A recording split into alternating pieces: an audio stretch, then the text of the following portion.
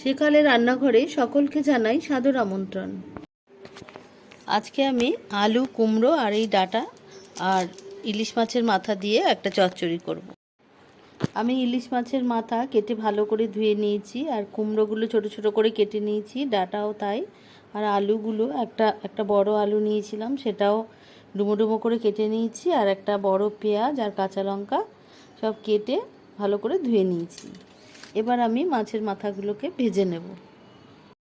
আমি gas on করে কড়াই বসিয়ে দিয়েছি, কড়াই গরম হয়ে গেছে। এবার আমি এতে দিয়ে দেব 3-4 চামচ সাদা তেল, আর দিয়ে আমি মাছের মাথাটা ভেজে নেব।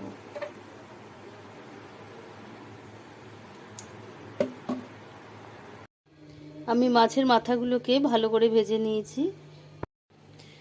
এবারে কড়াইটা ভালো করে ধুয়ে নিয়ে আবার আমি গ্যাস অন করে দিয়েছি, কড়াই বসিয়ে দিয়েছি। কড়াই গরম হয়ে গেছে, আমি দিয়ে দিয়েছি তেল। এবার আমি এই তেলে আলু, কুমড়োগুলো সব আলাদা আলাদা করে ভেজে নেব।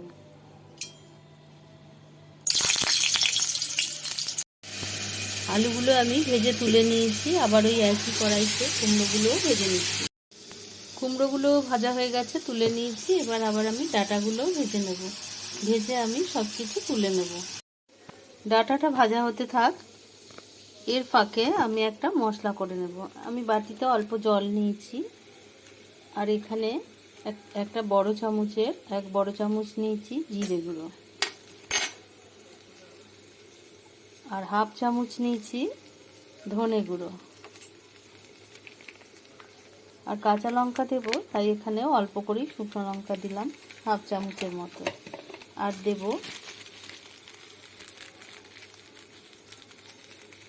হলুদ গুঁড়ো, আর দেব পরিমাণ মতো লবণ, কারণ ভাজাতে আমি সব কিছুতেই লবণ দিয়েছি, তাই খুব সামান্য করে লবণটা দিলাম। সব দিয়ে মশলাগুলো গুলে নেব।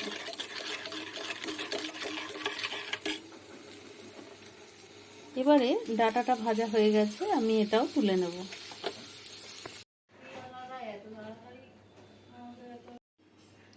আলু, কুমড়ো, ডাঁটা সব কিছু ভাজা হয়ে গেছে, আমি সব কিছু তুলে নিয়েছি। এবার কড়াইতে আবার দিয়ে দিয়েছি 2 চামচ মতো সর্ষের তেল। এবার ওই তেলে আমি কিছু ফোড়ন দেব। প্রথমে একটা শুকনো লঙ্কা চিড়ে দিয়ে দিলাম। শুকনো লঙ্কাটা ভাজা ভাজা হয়ে যাওয়ার পর আমি দিয়ে দেবো একটা তেজপাতা।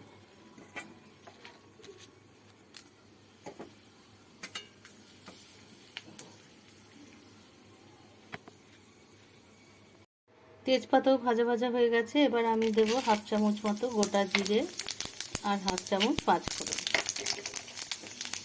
সব ভালো করে ভাজা ভাজা হয়ে গেলে আমি যে মশলাটা করে রেখেছিলাম, জিরে, হলুদ, লঙ্কা সব একসঙ্গে, আমি এই মশলাটা দিয়ে দেবো।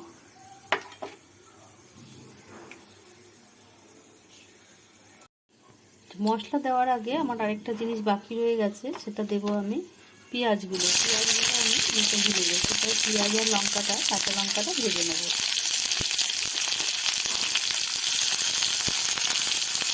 আর দিয়ে দেবো হাফ ইঞ্চি আদা গ্রেট করে রেখেছিলাম, আদা সব দিয়ে ভালো করে ভাজা ভাজা করব।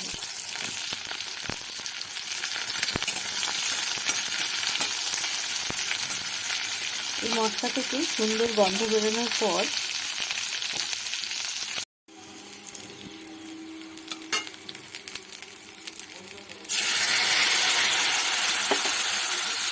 এবারে এই মশলা গোলা জলটা দিয়ে আবার 2 থেকে 4 মিনিট ভাজা ভাজা করে নেব। এটা ভাজা হয়ে গেলে আমি মাছের মাথাগুলো ভেঙে রেখেছি, সেগুলো দিয়ে দেবো। মাছের মাথাগুলো ভালো করে মশলার সঙ্গে কষিয়ে নিয়ে এবার আমি কুমড়ো, ডাঁটা, আলু সব দিয়ে দেবো। সব আমার ভাজা রয়েছে, তাই বেশিক্ষণ সময় লাগবে না, তাই আমি সব সবজি একসাথেই দিয়ে দেবো।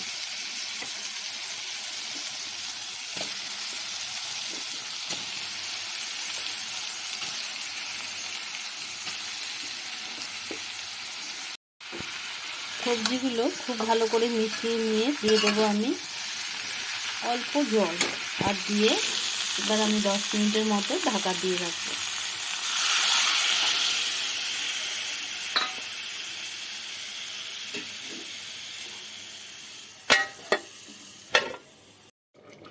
এবারে ঢাকনাটা খুলে দেখে নেব তরকারিটা কত দূর হয়েছে। দেখে মনে হচ্ছে তরকারিটা প্রায় হয়েই এসেছে। এই অবস্থা আমি দিয়ে দেব হাফ চামচ মতো চিনি। চিনিটা আপনারা আপনাদের স্বাদ মতো দেবেন।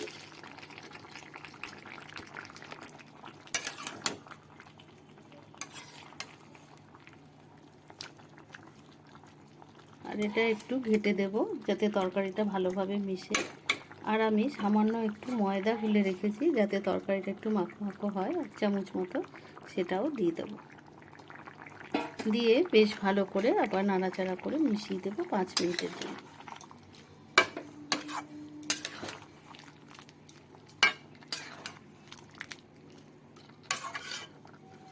এবারে আঁচটা একটু বাড়িয়ে দিলাম। ভালো করে ফুটে উঠলে নামাবার আগে আমি জিরে ধনে গুঁড়ো করে রেখেছিলাম সেই মশলাটা আমি দিয়ে দেব 1 চামচ। এবারে জিরে ধনে গুঁড়ো দিয়ে দিলাম। এটা ভেজে রেখেছিলাম, এটা ভাজা মশলা। এবার দিয়ে আমি গ্যাস অফ করে দেবো। অফ করে ঠান্ডা হতে দেব। ঠান্ডা হয়ে গেলে আমি একটা অন্য পাত্রে ঢেলে নেব।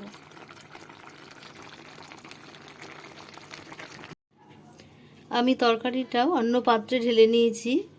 বন্ধুরা, আমার এই রেসিপিটা যদি তোমাদের ভালো লেগে থাকে তাহলে অবশ্যই বাড়িতে ট্রাই করো এবং কেমন হলো কমেন্ট করে জানাতে ভুলো না। আর আমার চ্যানেলটিকে সাবস্ক্রাইব করার জন্য অনুরোধ রইল, আর লাইক ও শেয়ার করে দিও।